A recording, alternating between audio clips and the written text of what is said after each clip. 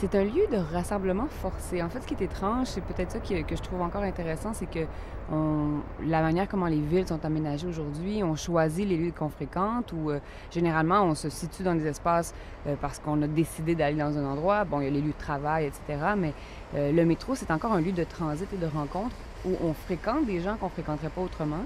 Donc, il y a toute une espèce de mouvement, un souffle, une rythmique au métro qui est vraiment unique. Donc, on avait envie de jouer à la fois entre le rapport à l'architecture, à l'espace, à la structure qui entoure l'humain, mais en même temps toute la mobilité de l'humain, les transits, les allers-retours, les latentes, toute la rythmique, le souffle du métro. L'attente. Ah oui!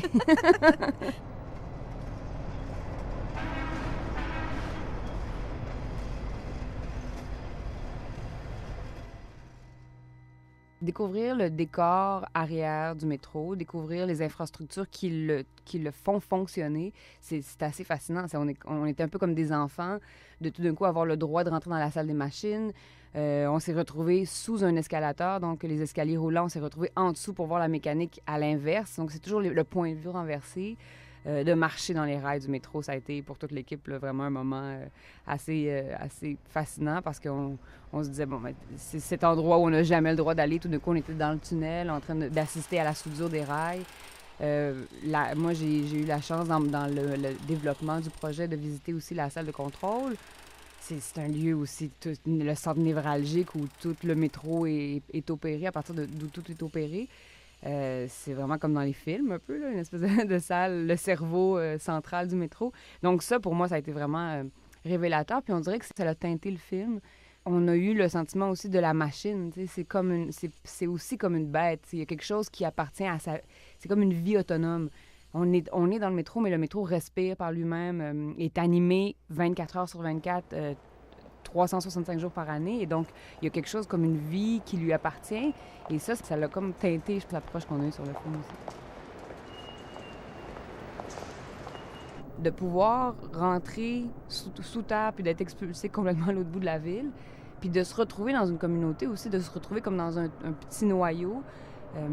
C'est sûr que je trouve que c'est fondateur pour Montréal. Puis Montréal a été développé autour de ces transports en commun. À une certaine époque, il était excessivement bien desservi. On avait beaucoup de lignes de train de banlieue. On avait des tramways. Les artères commerciales ont été développées autour de ça. Les petites villes ont été développées autour des stations. Je trouve que c'est comme des petits réseaux un peu partout à travers la ville.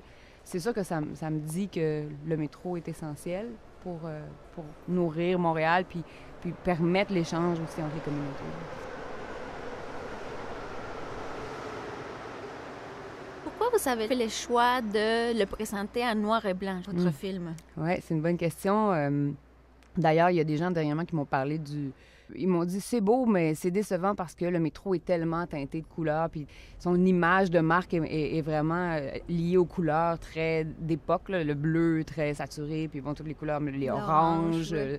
le brun, le rouge. Mais en fait, je crois que le choix qu'on a fait, c'était aussi justement peut-être pour se décharger de ça. La possibilité de travailler avec une caméra noir et blanc allait nous aider à aller chercher des textures dans les matériaux. Le béton du métro est très important. C'est un type d'architecture qu'on aime peu, le brutalisme, entre autres, puis tout ça. Donc, je pense qu'il y avait un désir d'aller chercher les lignes, les structures. C'est une suggestion de mes directeurs photo. J'ai travaillé avec 2 directeurs photo ensemble. C'était un projet assez collaboratif. Et au début aussi, je me disais en noir et blanc, je suis pas certaine. Puis finalement, en y pensant, tout d'un coup, ça faisait totalement du sens parce que ça le rend atemporel.